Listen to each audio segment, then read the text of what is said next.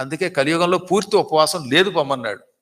పద్మపురాణంలో సుస్పష్టంగా వ్యాసుడు ఏమని చెప్పాడు, భాగవత మహాత్మ్యంలో నోపవాసంతు కర్తవ్యం, కటిక ఉపవాసం లేదు అన్నాడు. అంతే, కలియుగంలో ఉపవాసం ఉండద్దు అన్నాడు. అంతే.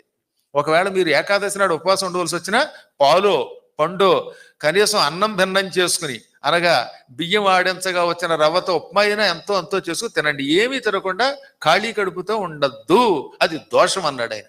నేను చెప్తే నమ్మద్దు, వ్యాసుడు చెప్పాడు నోపవాసంతు కర్తవ్యం.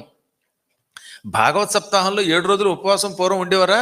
ఇప్పుడు ఏమంటున్నాడు, భోజనం తువరం మన్యే కథాశ్రవణకారకం.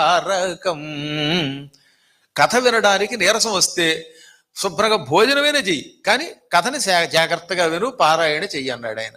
అందుకే వ్యాసుడు తండ్రి, మహానుభావుడు, విష్ణు స్వరూపుడు. కలియుగ ధర్మాలు తెలుసు ఆయనకి. కలియుగంలో ఎక్కువ తిండి లేకపోవటం వల్ల వచ్చే అనారోగ్యాలు తెలుసు.